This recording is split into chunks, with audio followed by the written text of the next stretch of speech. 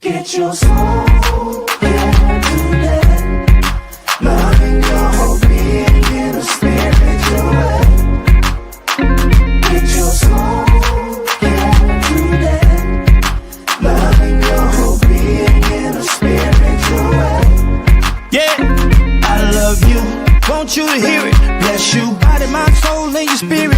And you gotta take care of yourself. If not, you can't care for nobody else. So I'm here to stand in the gap for you, because Satan got a trap set for you. But now we can make it together. We can take it together. You gotta take the time right to get your mind right. Yeah.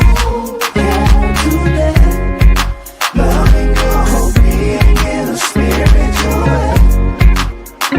Get your soul today, loving your whole being in a spiritual way.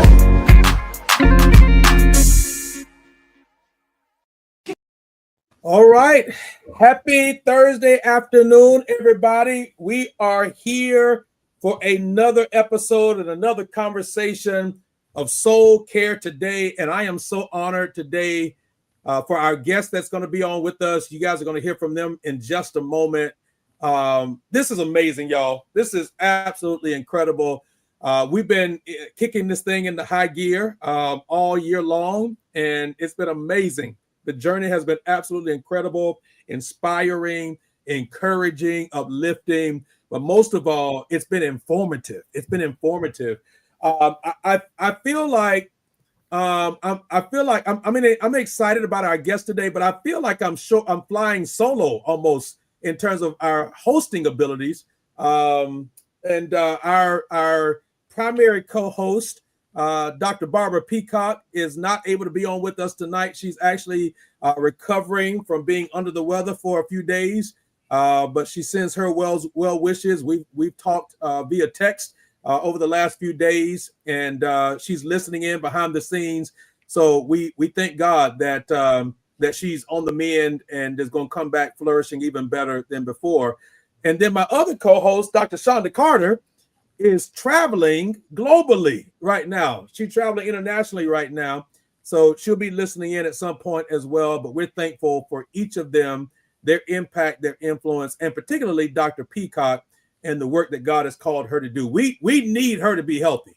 We need her to get back on her feet and to be well rested. And so you all pray for her and pray that that she comes back flourishing and just better than she has been before. What is Soul Care Today? Soul Care Today is a monthly platform, a discussion on specific topics in particular that allows for individuals to live out of a healthy soul.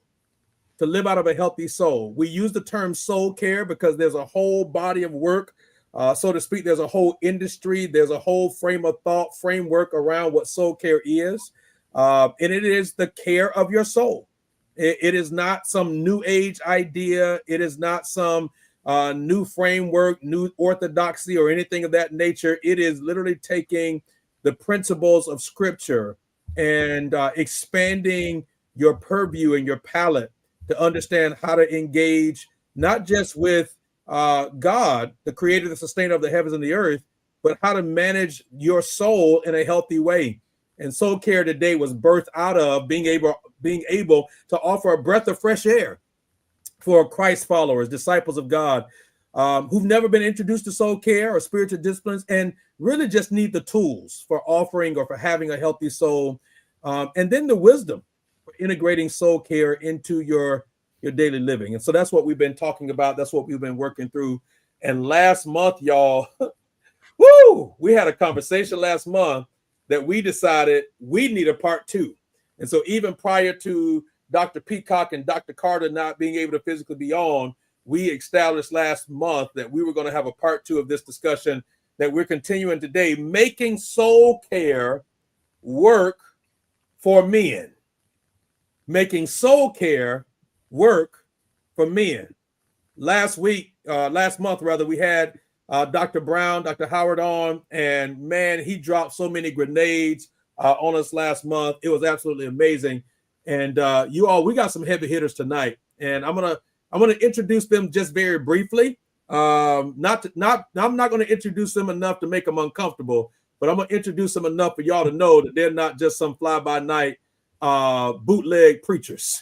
Not only that, but they're real men that are trying to live this thing out, and they're going to offer a wide range of perspective, insight, and wisdom on what we're dealing with tonight. First of all, let me start with you, Pastor Everett. Pastor Everett, it's so good to have you on tonight. Thank you so much for your schedule being made available to us tonight, and for you having the capacity and the interest to join in the discussion. Welcome, sir. Well, Pastor Harris, thank you so much. It's a delight to be here. To Dr. Barbara Peacock and to Dr. Shonda Carter.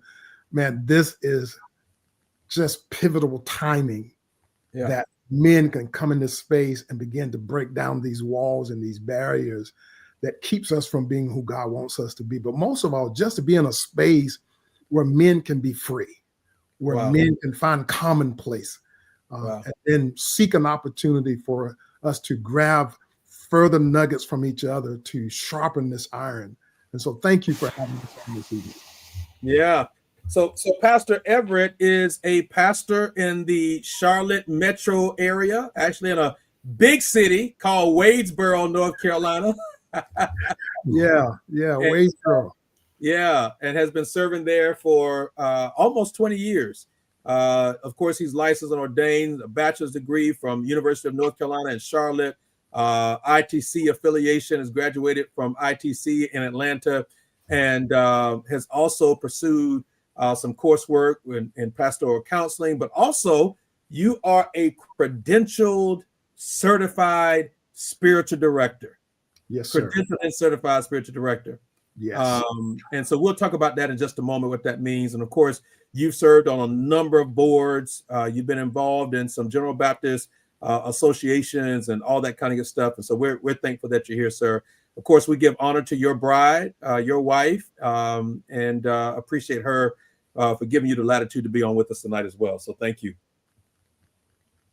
Pastor Cooper. Yes.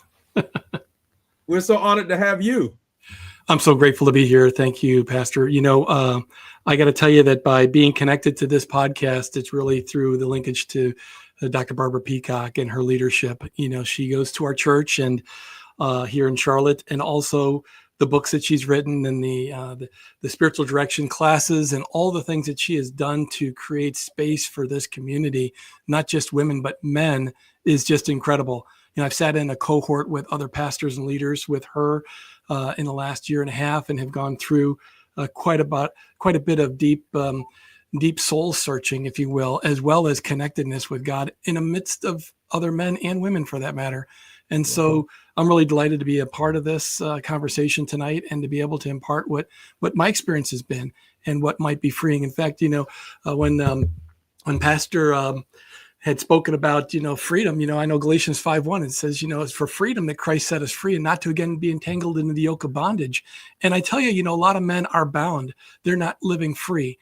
They're not experiencing the fullness of their life and in their relationship with Christ. And there's a variety of components to that. And perhaps we'll talk a little bit about that throughout the night. Absolutely.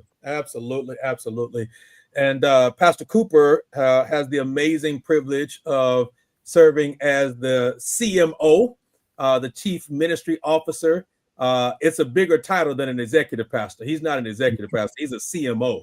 He's a Chief Ministry Officer, helping to lead the day-to-day operations at the Park Church with Bishop Claude Alexander. And salute to Bishop Alexander. We honor him, his impact, his legacy, his work. We've had a chance to engage with Pastor Alexander on a number of occasions, and just an amazing, masterful, visionary leader. So we salute him in his absence tonight. And man, you worked with all kinds of incredible organizations, Global Leadership Summit, Willow Creek Association, Alarm, so many others. And you got some corporate background experience as well. So you're bringing to this conversation not just some ministry experience, but some corporate experience as well. Absolutely. Yes. In fact, 25 years traveling U.S., Europe, and Africa. And then, of course, shifting into more life mission impact work for the last 12 years. And so, so I think that there's a hybrid component of what it's like to be a man in the trenches in the corporate world, and what it's like to live out your faith and connect with God while you're traveling in airplanes, trains, planes, automobiles, hotels, the list goes on, for 20 years, and still staying focused on your faith and what that's like, and the challenges and the plight of the challenges of that. So yeah, and then of course being on the other side, and that is deepening people's faith journey through a variety of connectedness on the faith side. Mm-hmm. Yeah. You're married as well, and so salute to your bride for her commitment to serving alongside of you. I'd be remiss if I didn't take a moment to say what's up to my bride. Anything I'm doing that has public interfacing, at some point she's going to watch it. She's going to engage with it. So salute to her as well. Let's jump into it, gentlemen. First of all, I think just by way of sort of leading into the conversation, in a very concise way, tell everybody, your basic faith story. How did you come to faith? How did you fall in love with Jesus? And then what did discipleship early on look like for you? And Pastor Everett, we'll start with you and then go from there. My faith story starts with the fact that I was around or introduced to who God is, but didn't necessarily know him personally for myself. I came to know Christ my junior year in college. Literally began the journey then, and then enter into a ministry here in Charlotte, Greater Providence, under the tutelage of Dr. Fred Gibson. Okay. And truly that part of the journey, he said, what does discipleship look like? I was around men.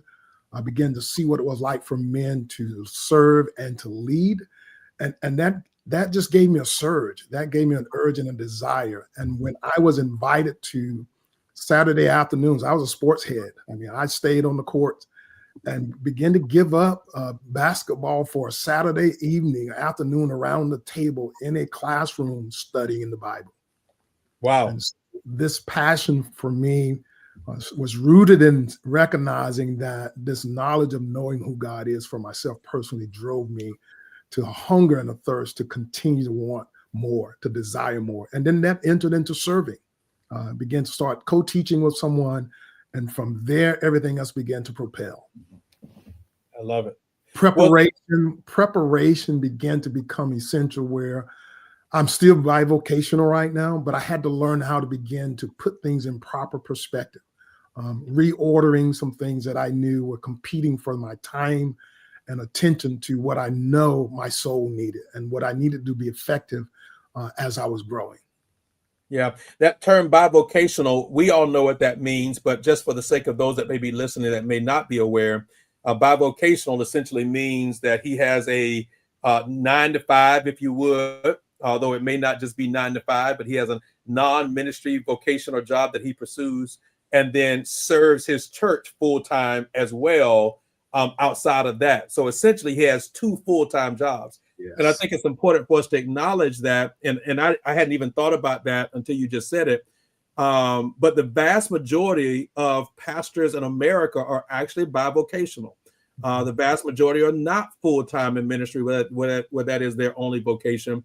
And so even the conversation around soul care, the health of your soul for men, of course, we affirm women in ministry as well. But in this particular context of conversation, for men who are sometimes burning the candle at both ends, working 15, 16, 17-hour days, end on end, yes. And then having to manage the spiritual and emotional covering of people. And of course, anybody that's in the people business knows that serving people or leading people is not easy in any way, shape, or form. And, I'll just say this for the sake of this. Of course, he's not on here, but there's a pastor friend of mine, Bishop Nathaniel Gomillion, who pastors in Virginia. He has a huge heart for shepherding and leading pastors of small and mid-sized churches. And he said something to me, Pastor Cooper, Pastor Everett, a couple months ago that floored me. And I've been meditating on it ever since. He says that the American church has become so enthralled with the mega church that we've committed church apartheid to the small church. Mm. Wow. Wow. And it's floored me. It floored me because in many ways he's right. When you think about our conferences, when you think about the resources, when you think about our conversations, they very often veer towards the large or the mega church. And I've been a part of mega churches on staff. I serve a large church now. But he's right in the sense that very often we overlook the small to mid-sized church, and they are actually the majority of the churches in America. Right? The average church in America is less than 100 people. And yet most of our conversations never even go there. So we'll come back to that, Pastor Everett. But anything else you want to say before we shift over to Pastor Cooper? No, that's wonderful how you've just brought us into the space, the difference between being bivocational and those who are called the full-time or the marketplace. I think it's important that people understand that.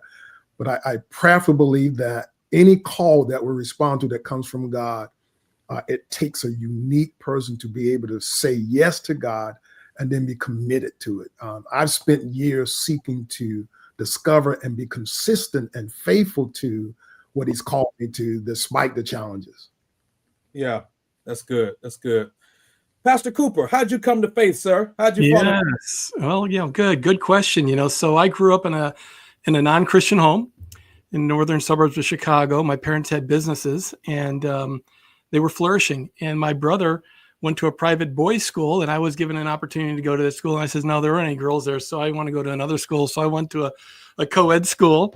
And when I was there, I was introduced through being actually in trouble. I don't know how I got in trouble, but I got into detention hall and was sitting in there and heard one of the students talking to the teacher about Jesus. And so it piqued my interest, and I started to lean in on the conversation and just listen.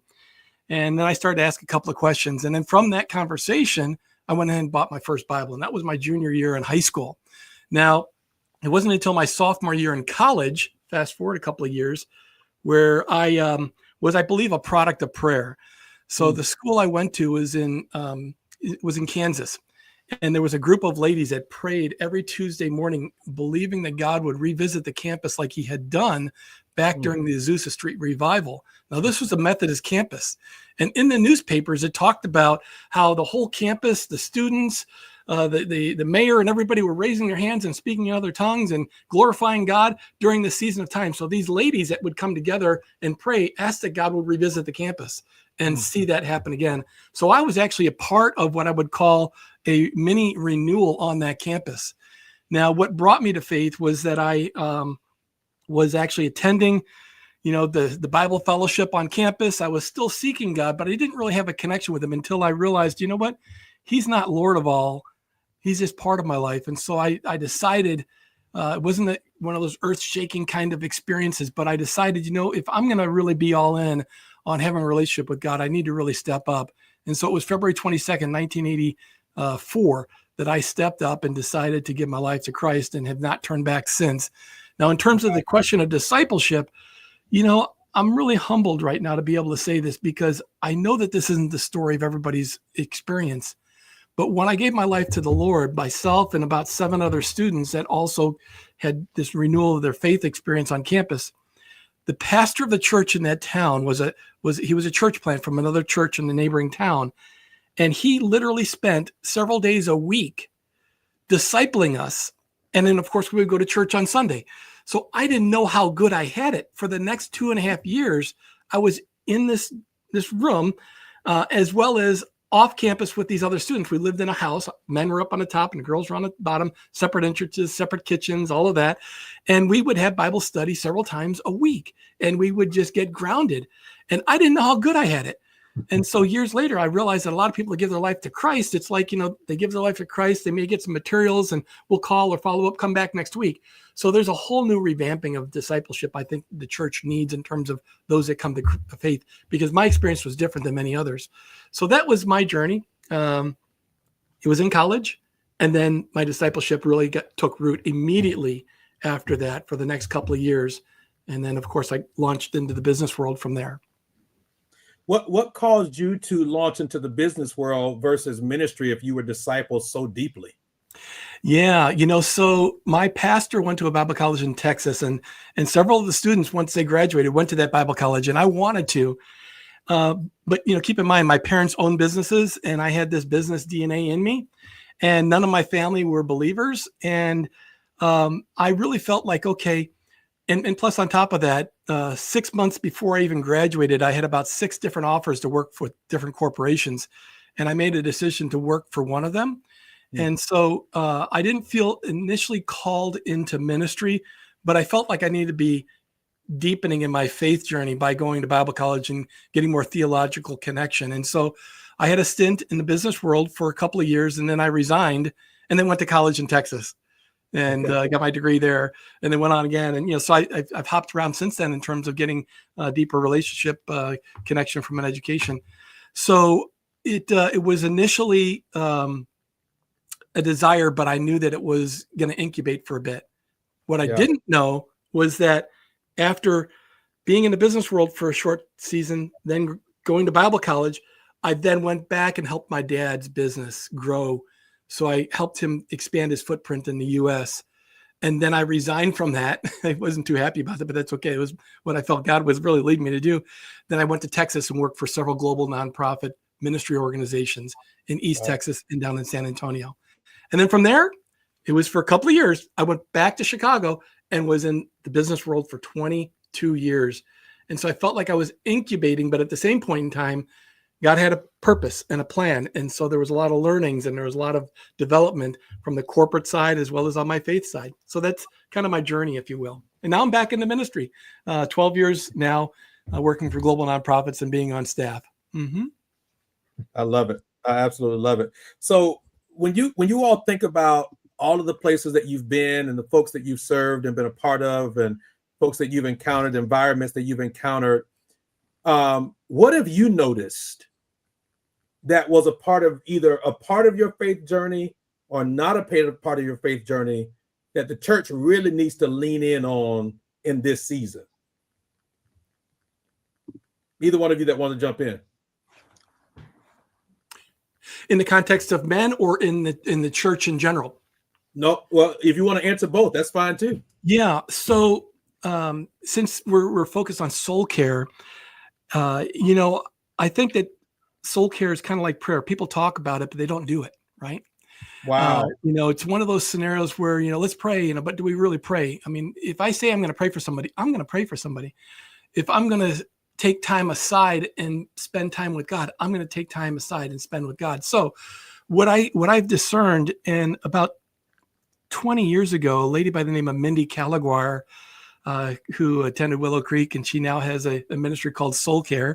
And you can actually go to soulcare.com and you'll get all of her content and all that. She's in Colorado. She used to have these practices at our church. And it was contemplative, and it was intertwining and developing people into a sense of communing with God in a space that was inviting and less distractive. And so there was, of course, contemplative worship. Well, at the same point in time, we experienced different practices like Lectio Divina and Visio Divina, and then silence. And in those moments, I realized that was a missing part of my faith journey.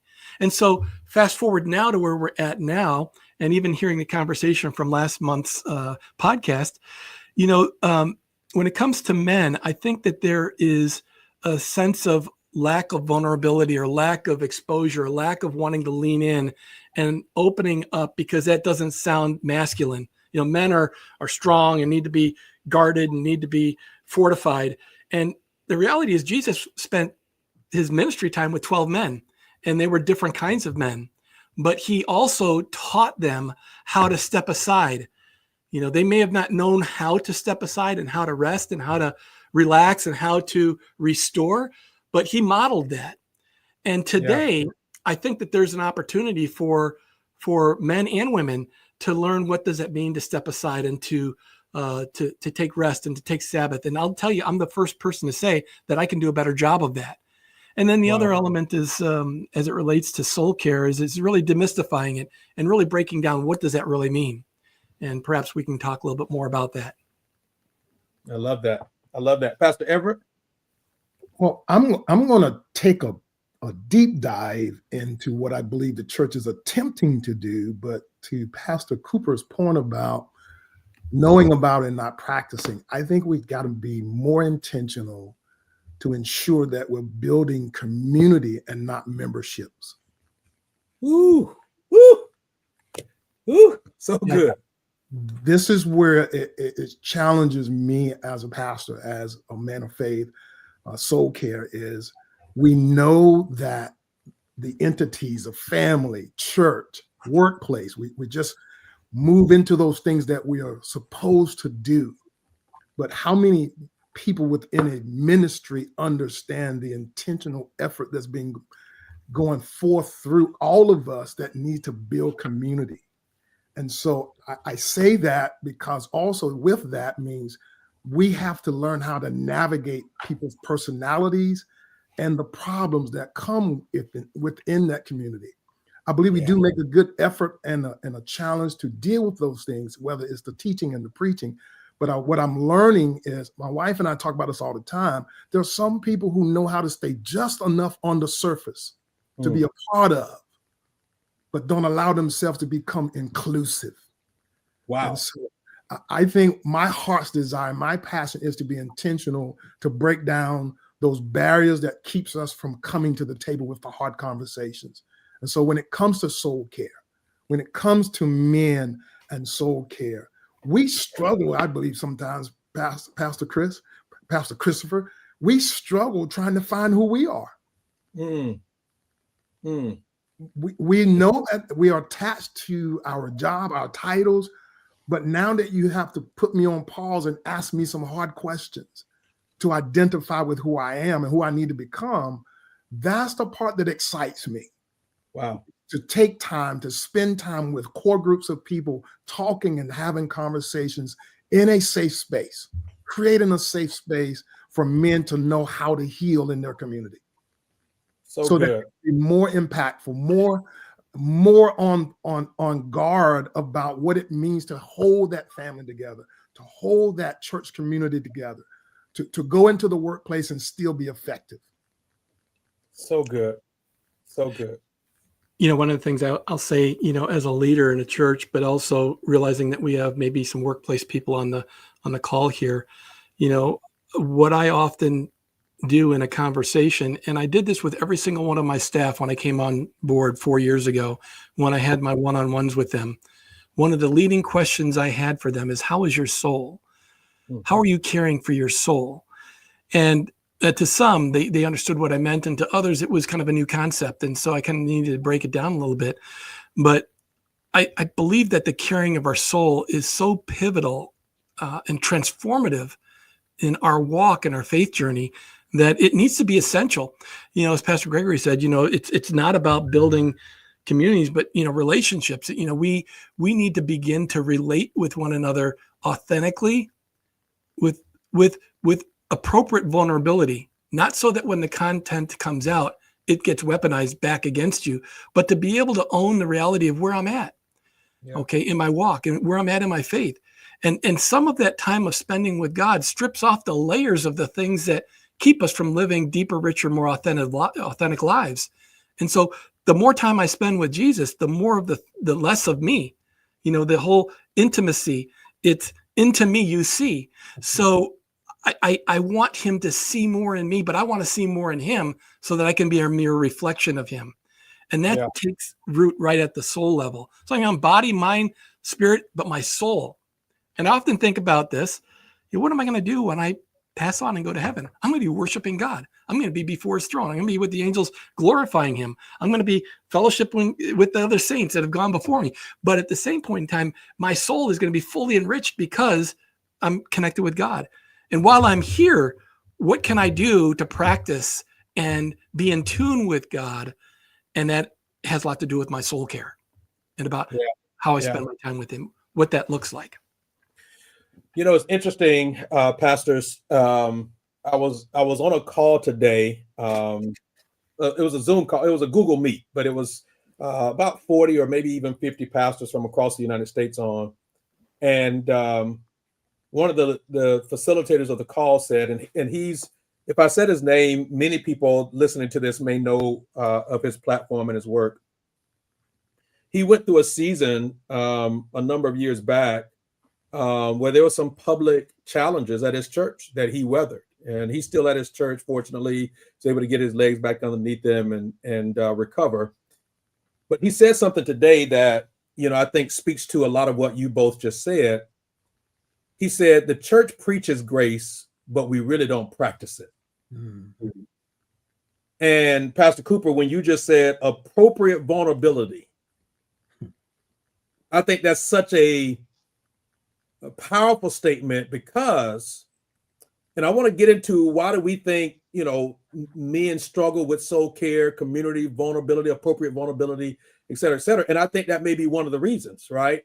I'd love to hear from you all on some of the others, but I think men are afraid, I won't say be transparent, but to be translucent, where what they share, their humanity, will be weaponized against them later, or they're nervous that what they may share, the other person won't know what to do with what they share. Right? So let's talk about that. Let's talk about that as brothers, as men. Pastor Cooper, you opened up that box, so I'm gonna let you jump in first, and then Pastor Everett, I'm gonna let you come and do the cleanup. Yeah. So we can go deep here for a moment and get real. I think that it's true that we live in a broken, fallen world that's scarred, traumatized, has all sorts of pain in it. And oftentimes that pain starts early in life. Yeah. When we're born, we've got a 360-degree personality.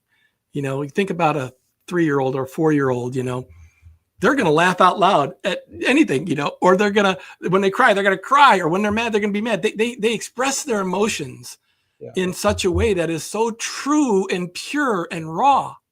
Yeah. But what happens is that all of a sudden, a parent, mother or father, even an uncle, maybe even a grandparent, when that little child is going to, act up and laugh or giggle, shh, don't, no, it's not the time to laugh. Or, oh no, you boys don't cry. They suppress those emotions and keep them from being able to exhibit them, because if they do, they're going to feel like that's a bad thing to do. So I'm not going to cry, or I'm not going to even speak up, because if I do, I'm going to get shh, because they don't know. They're just being free in themselves. Now, yes, those little kids could be steered healthily and encouraged and inspired to be able to express those emotions, but oftentimes they get suppressed. And then all of a sudden, over time, they begin this pattern of not being able to authentically live in who they are. So they then begin to wear masks and be different people around different people, because they cloister that what they can't do. Wow. And so as a result of that, you get into a church scenario and you see some people that are, worshiping God, authentically or whatever it might be. And they're like, I don't know that I can do that. I don't, because I've been told I can't do certain things. And so there's experiential things that have kept people from being able to emerge out of that. And the grace and the love of Jesus is to say, you know what? I see you just as you are. I love you and I accept you just as you are. Even though your parents may have, or your uncle or that neighbor down the road or whatever may have suppressed or have chided you. And you then begin to walk a different way, or you no longer have that humor bone in you, or you no longer, want to speak out because you're afraid that it may not be accepted. So those patterns start out earlier on. And so I think that people sometimes get caught into, how can I really fully express myself? And will I be accepted? And you know what? The church ought to be the place that accepts people just as they are. You don't have to wear your, dress to the nines when you come in on Sunday. You don't have to pray a certain way, or you don't have to feel like you have to pray a certain way. Just be yourself and allow the work of the Holy Spirit that transforms us into his image, develop us into whom he desires us to be, because we're all unique. We all have different DNA. We all have different fingerprints. We all have different, capabilities, giftings, talents, and enablements. And oftentimes people don't feel comfortable. And so we as a church ought to help open those doors even wider and accept people just as they are and allow them to walk in the freedom that Christ has for them. Now, yes, there is biblical structure. There is morality. There's things that are scripturally inherent that we should follow as believers. So I think it starts early on, and that we suppress people's emotions that keep them from being able to exhibit them today in a way that keeps them being real and keeping it real, So conditioning and habits to hiding. Wow. Pastor Everett, talk to us, man. What you got? Gosh, between what you just said and you mentioned that the church practiced grace or should be practicing grace, I'm going to go at it in this perspective. Yeah. When we understand the power of shame and guilt, you mentioned this church not practicing grace. That's exactly what we need when there's a failure. Yeah. And I think of men who, as we say, if we're suppressing our emotions or we don't know how to channel that energy or deal with the fact that something fell apart, and how do you regroup? We don't have an automatic for how to do that. Yeah. So I pinned this response to what you said earlier about, is the church practicing grace? I believe we try to make a good intentional effort to do so. But what I believe it takes is it's going to take time to allow that person to understand when he has been wounded or when he has self-inflicted wounds. What does it require for us, Pastor Harris, to be able to embrace that and to see God's glory and hand on a recovered, restored man of faith, because we took time to do that. And I think what I'm learning is the healing piece for me, when men can understand what grief can do to us and what shame can do to us and how it diverts our pathway. And you said something about hiding. I don't believe we want to hide, but because the culture teaches us that when we've done a wrong, we don't know how to recover from it. Wow. Now, I'm not saying we don't have practices and people who are teaching us, but the how-to for me is a person needs to know when a spiritual director is walking alongside him to allow him to be who he is with all the stuff he has spilled out, and to allow him to find that pathway back to God so that he understands the grace of it. So good. So there's two things right now that are top of mind for me based on what you all have already said and what I feel like or sense the conversation is headed towards that I want to speak to. I'm gonna go ahead and lay the two of them out now because I'm looking at our time, man, and time is not our friend right now. One thing I'm thinking about is the men who may be listening to this and maybe they missed last month's conversation. And Pastor Cooper, you referenced a part of your spiritual journey. You were exposed to things like Lectio Divina. You were exposed to things like silence and Sabbath. Pastor Everett, you are a spiritual director and you're teaching people to slow down. And so there is this stigma, or there could be this perception that SoulCare is weak or feminized in some way. We talked about this last month where I shared a little bit of my journey of, growing up. Many of the people that I saw practicing what I now know are spiritual disciplines, I didn't see the men doing it. I mean, I saw men present in church, but I didn't see them practicing the spiritual disciplines or even leading that. So what would you say to those men that are still trying to wrap their mind around the value, the strength, the manliness of these disciplines and practices? But then the second question I got noodling in my head that I want us to deal with is if there are pastors listening to this and they're shepherding and leading men in their church, what would you say to them are the next steps? I mean, this is a seed that's been planted maybe for them of something to consider. What should they do next? What should they do differently? What should they be thinking about in their church? Pastor Everett, I'm going to have you jump in on the first question first. We'll get to the pastoring question second, but jump in on that first question first of men who are still trying to wrap their minds around the manliness of SoulCare. Well, I think that's a lot of the things that drives our culture to divide us into those things that help us as men to become who we need to be. First, we need to get beyond the stigmas. We need to break down and teach that. You've said it in the last session, and I'll say it and repeat it tonight. Men need something in their tool belt. They need things in their toolkit to allow them to discover the inward part of who they are. Men Wow. do a lot of outward looking. Men do a lot of leading and looking outward. But in order to be effective on the soul care journey, he has to look inward. Yeah. And so when you start looking inward, that will help break down those walls that we've created, or perhaps maybe the culture is driving this, don't be this or don't be that when it comes to the hardness, or this is too feminine. The point of the reference is, I think it creates a space for him to know who he is from the inside out.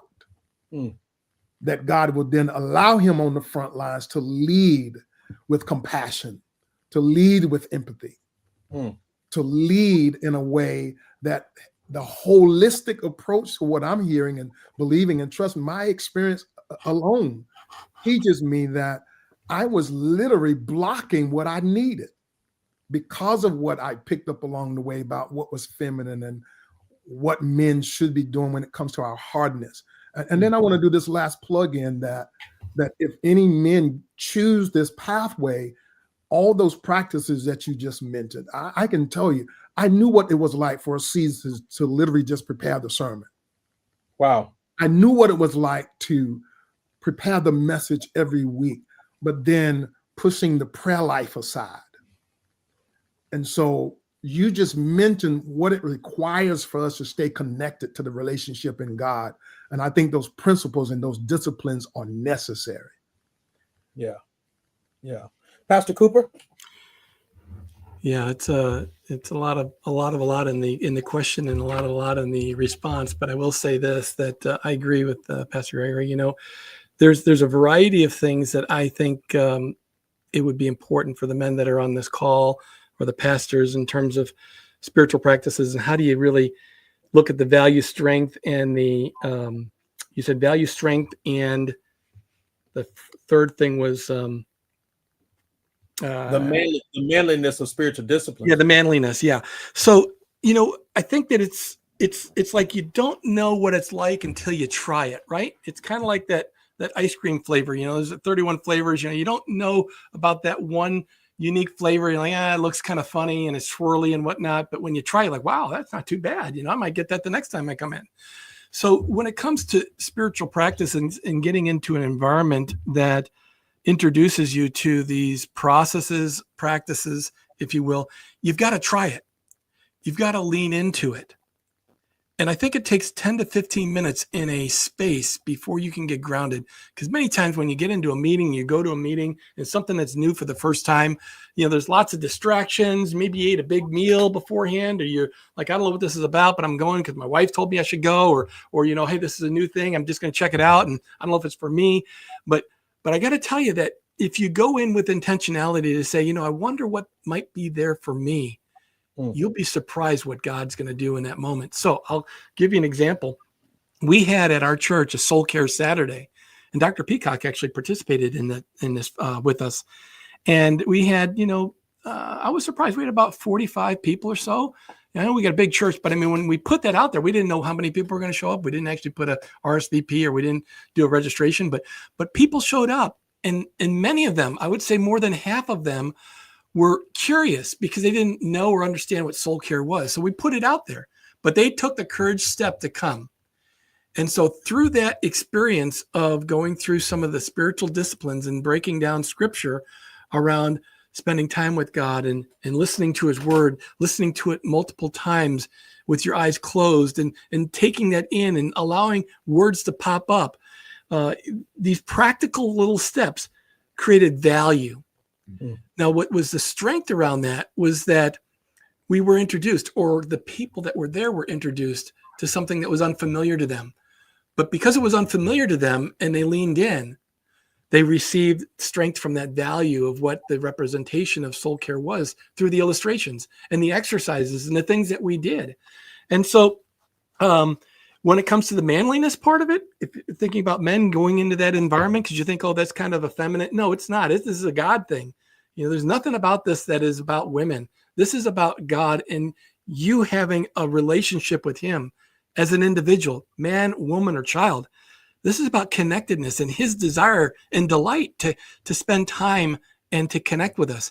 So what was interesting is that afterwards, it was a full morning session, SoulCare Saturday. I inquired about this with some of the men that were there. And, the response was, I didn't know what I was stepping into, but you know what? I really liked this. This was really good. I really felt fed. This was something special for me. It was something for me. It wasn't something that I thought was, what I thought I was going to get, but I got more than what I thought I was going to get. And so I'm glad I came, because I would have had FOMO if I didn't, because I didn't want to miss out, and I can't wait to the next time.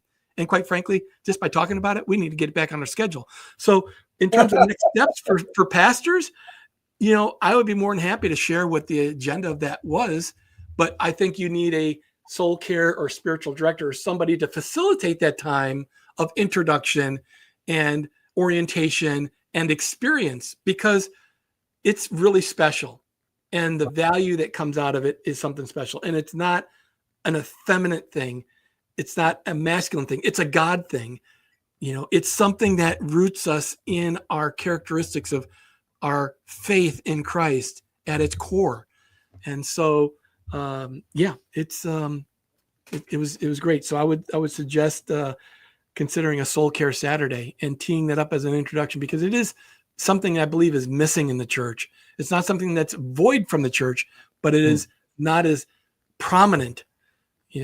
We think about worship, ministry of the word, praise, maybe even prayer a little bit, or discipleship. But soul care, golly, when you tap into that stream of value, it fortifies us individually, but then collectively as a group. So I can't understate this. And no, I didn't get a gift card for saying this. This is something that's integrated into my life, and it's something that I think has provided ongoing sustainable value. Yeah, I'm going to ask both of you all before we get off today, what does your personal soul care look like? But Pastor Everett, Pastor Cooper sort of answered the second question as a lead-in of some things that pastors need to be thinking about in this regard. What would you say if a pastor is listening to this? And as you answer, I want to practice what we preach. So I want you to specifically, in your answer, at some point, talk to the pastor who's listening, and they themselves are already overwhelmed. They're bivocational. They don't have a big team. They don't have a Pastor Cooper that they can cast vision to, and then Pastor Cooper goes and implements. They are the jack of all trades for their church, right? They're the ones having to turn the lights on, clean the building, clean the parking lot, meet the vendors, all the things. So what would you say to that pastor that's navigating this? I'll start out with two biblical characters, and there are more. Pastor Moses. So if we want to relate and speak, he's a mega church pastor, Pastor Everett. You got to be careful. So let's talk about Pastor Moses, and then we can go to anointed prophet Elijah, Pastor Elijah. If there's anything that any pastors are receiving from these podcasts, first I want to encourage you. You've got to be equipped and start equipping your congregation and prepare them for soul care. Wow. I highly effectively encourage that. If there's anything that we can say as pastors that we experienced on the journey, we all have had those pockets and those places where ministry got hard. It was tough. And I believe sometimes where pastors begin to curl and they feel that they don't have anyone on that mountain, have anyone else to go through that, as you said, talked about this, Pastor Chris, how we close up. But yet I look at how he treated Elijah. Great victory, and then he goes and curl, willing to being ready to die. So I'm saying to the pastors who've been tenured in the journey and feel that pull, this is a time of bringing the church to a place of soul care. The entire church needs to be exposed to soul care because people are hurting. People are wounded. And if there's any hunger or thirst in any pastors today, we have to be intentional first to lead it out. Wow. Because of the stigma and because of what we just talked about, some are more reluctant not to do it because they don't understand what it looks like. But if it's going to be done by faith and we trust God with the people that he called us to lead, I guarantee you there's going to be a richness inside that community of people that will be raised up to carry forth the baton for the next generations to come. Wow. That's so good. Soul care is essential. And I'll give this little bit of a caveat, a plug, because I've gone through the journey and now serving with Peacock Soul Care on the Dream Team. I see it every time we come together. And this is the place where you at. There are times that we were coming to do business within PSC, and we broke away to just begin to practice among ourselves, to just heal, to listen, to embrace each other before we go into the meeting agenda. That's so good. That's so good. Yeah. Let me just do a quick plug, Pastor Cooper, really fast. If you're listening to this tonight and you are interested in learning more and you're looking for a male spiritual director, Pastor Everett is on that team. You can connect with them at peacocksoulcare.com. The link is right there on the screen. Check them out. Check out all that Dr. Peacock has put together. Links to her books and resources are there. There's more content, more books coming out. I think she has sent to the publisher the book about the spiritual autobiography. That's going to be a big deal when that gets published. So check out the resources at Peacock Soul Care, and I think your soul will appreciate it once you take that next step. Go ahead, Pastor Cooper. Yeah, if I can add another practical note. Again, I'm about practicality. I'm trying to break it down. So if there's pastors, leaders, or even individuals that are interested in diving a little bit more into what is soul care and what are some of the practical things I can do to get orientated or introduced to it, there's lots of books out there. And I love Dr. Peacock. She knows that. And she wrote this book, African American Practice, Soul Care in an African American Practice. And again, I'm not trying to plug it, but I will. I actually, you know what? Take that back. I'll be real. I am plugging it. Trying to plug it. So I'm just going to read. There's two parts to it: spiritual direction and spiritual disciplines, and then prayer disciplines. And I'm just going to suggest this because it's just coming to me, and that is, there's 10 chapters here. Take 10 weeks. Read one chapter a week. Marinate in that chapter during the week, then go on to the next chapter. And in the spiritual directions and spiritual disciplines, it's the first chapter is spiritual direction and lectio divina. So you get a chance to learn a little bit about what that is. Second chapter, spiritual direction and prayer. Third is meditation and contemplation. 4 is spiritual direction and soul care. 5 is detachment and attachment and spiritual direction. And then when you get into the prayer disciplines, think about the second phase. You go around in second base, going home. 6th chapter is prayer and generational spiritual foundation. 7 is prayer and spiritual direction. 8 is prayer and civil rights. 9 is prayer and rest. And then 10 is prayer and suffering. So this could allow you to kind of wade into the waters and get familiar and allow that to marinate within yourself. And then who knows, maybe you pioneer a Bible study with a group of people to then unpack each of these chapters over 10 weeks. So you got 20 weeks of content here. 10 for yourself, and then 10 to disciple the others. And then who knows what can flourish from within your congregation. I love that. So some very specific takeaways, and I want to give you those that are listening in this quote here that I think serves as an incredible handle for you to kind of put your arms around what Pastor Everett and Pastor Cooper have shared tonight. Dallas Willard said this. He says, if your soul is healthy, no external circumstance can destroy your life. If your soul is unhealthy, no external circumstance can redeem your life. Man, that's so good. Wow. That's so good. That's so good. That's worth saying again. Yeah.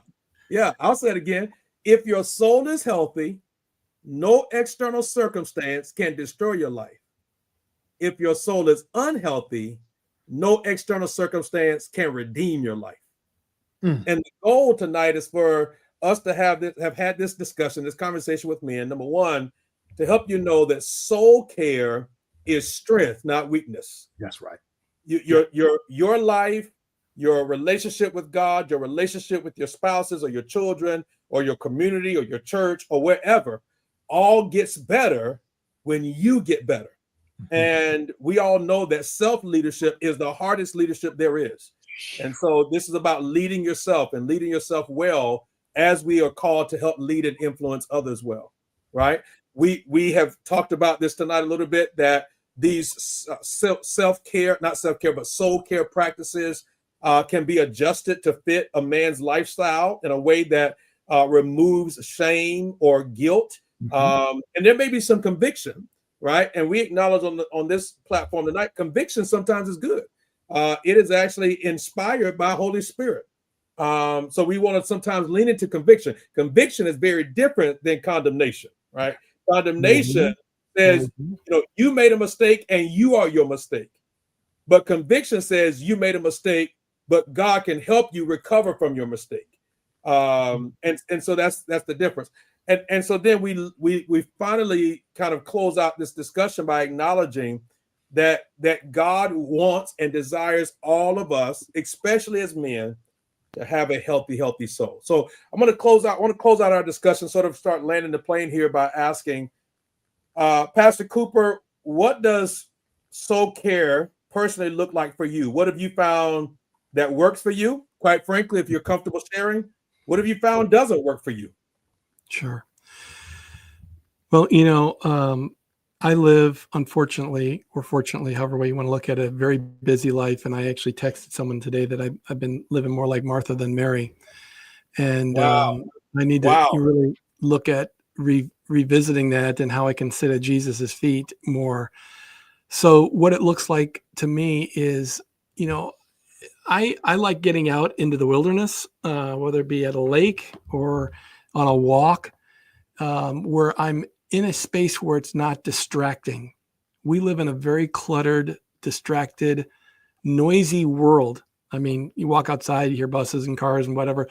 And so I find myself benefiting from being in contemplative spaces where I can be quiet, where I can be still, where I can do more intra reflection, and where I can feel the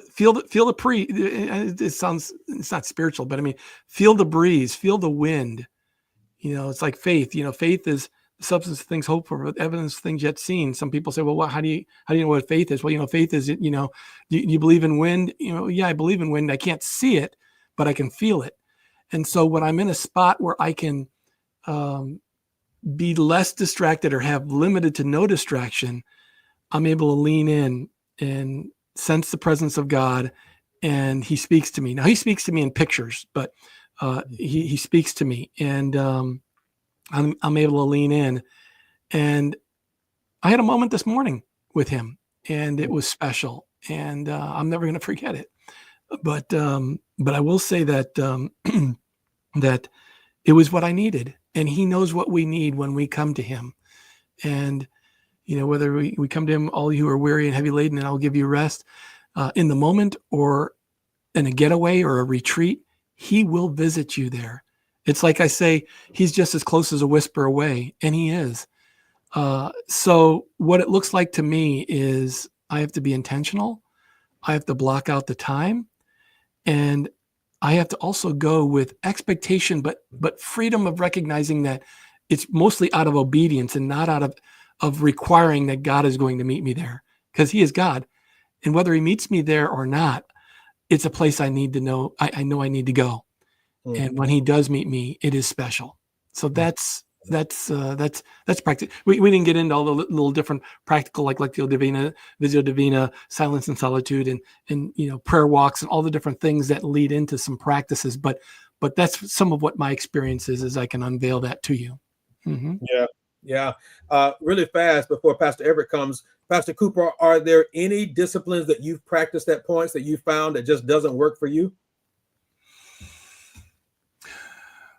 Yeah, I always say this, and it's true. You can't manufacture the Holy Spirit. You can't manufacture, saying, God, I'm here, so show up, So what doesn't work is when I'm not coming with a contrite heart, but I'm coming in a selfish way.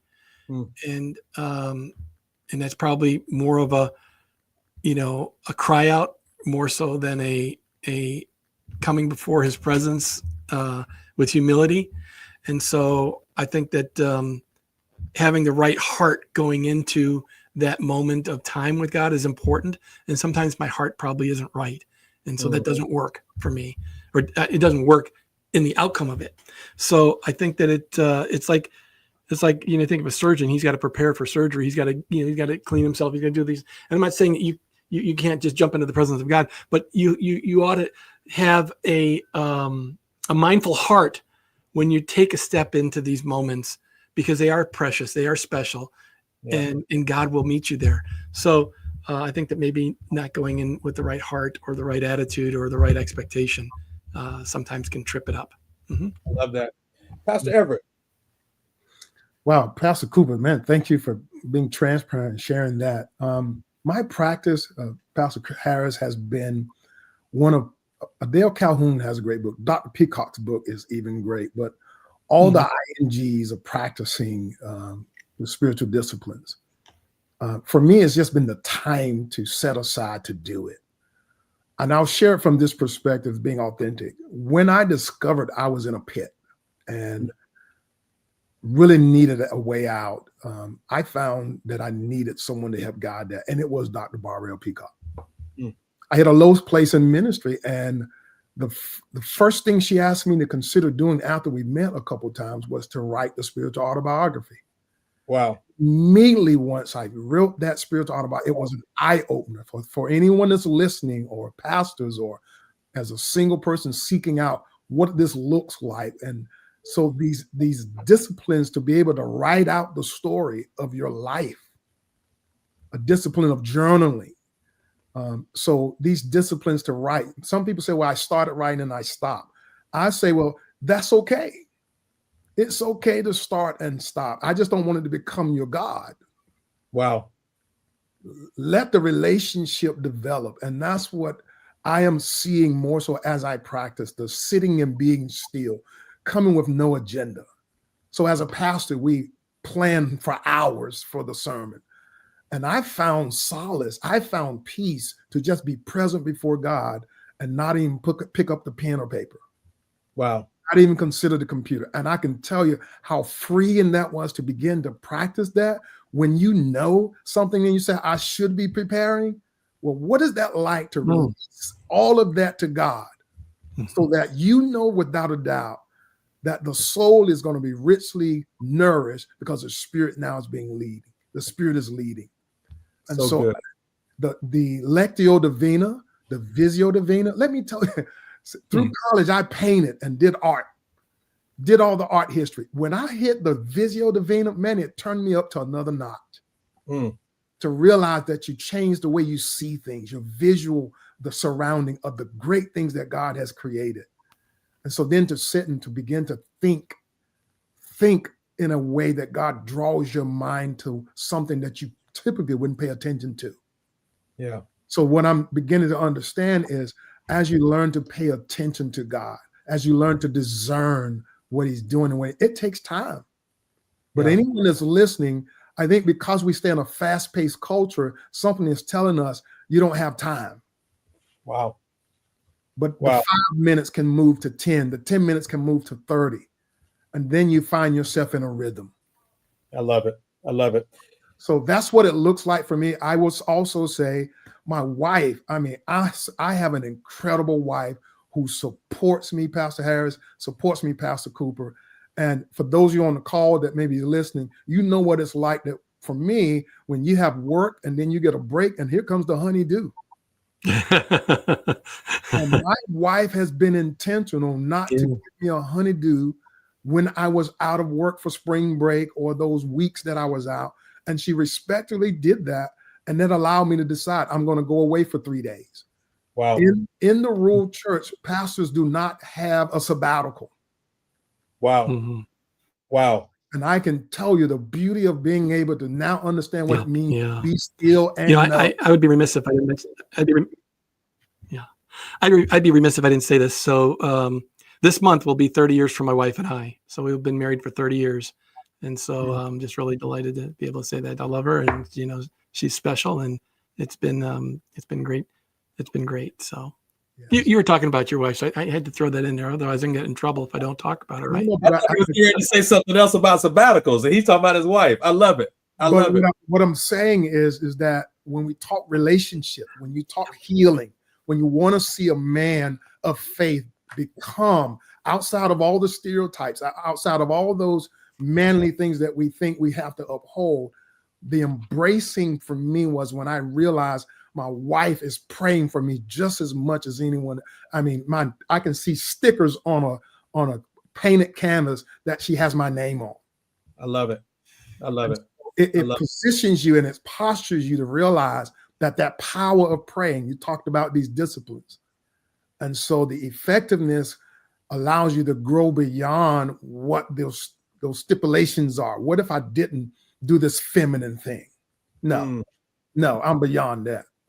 And my soul is free.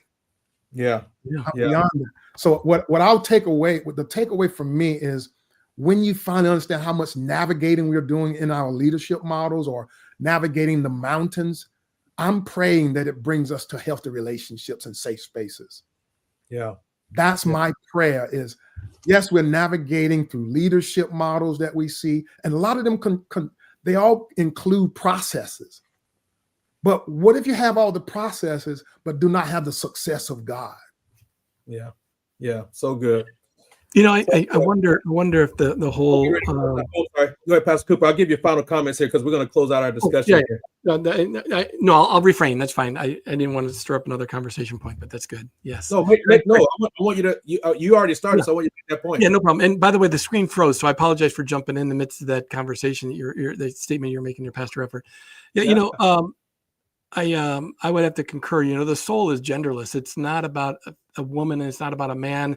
You know, women, yes, we see more women in church than men, but and there's lots of, no, I don't want to say there's lots, there's probably some reasons for that, but the reality is this is about the presence and the power and the person of God and the Holy Spirit that draws us to him. And when men see that, it's not that women see it before men, they can experience that just as much. It's not, they get more than we do, and so I can't step into this. It's not about that. It's about your direct connection with God. And so there's no competition here. There should be no competition or comparison. He's incomparable, you know? And so I just encourage people to tap into that and to experience that for themselves. And you will say, wow, it's not what I've missed. It's what I'm looking forward to going forward. Yeah, I love it. This has been an absolutely amazing discussion tonight, y'all. And for those that are listening in, this is SoulCare Today, our once a month discussion rooted in the work of Dr. Barbara Peacock and the Peacock SoulCare Institute. Here's the link for the Peacock SoulCare Institute. Not only do they have spiritual directors that are present on that platform that you can connect with and schedule with, but Dr. Peacock herself has some resources. There's some other resources that are recommended on the platform that you can connect with and be a part of. And I want to invite you all, as Pastor Cooper shared, just try it.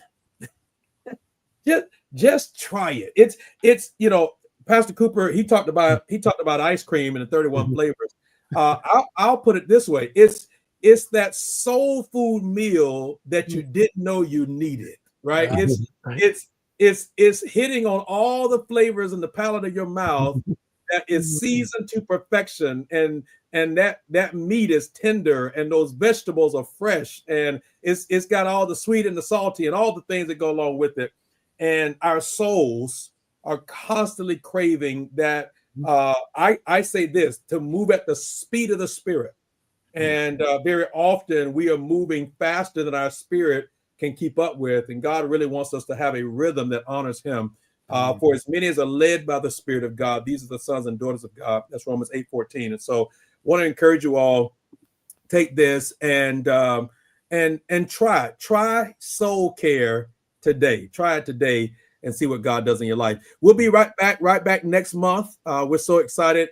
Dr. Peacock will be back with us. Dr. Carter will be back with us, and we'll continue on with providing tools and resources to help you grow and develop in your walk with God.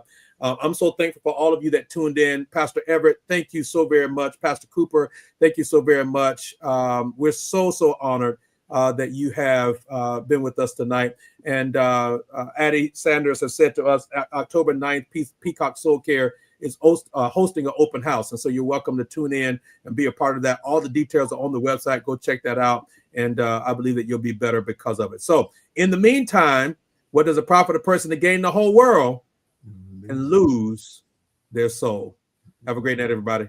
God bless you. Get your soul there today. Loving your whole being in a spiritual way. Get your soul there today. Loving your whole being in a spiritual way. Yeah, I love you. Want you to hear it. Bless you, body, mind, soul, and your spirit.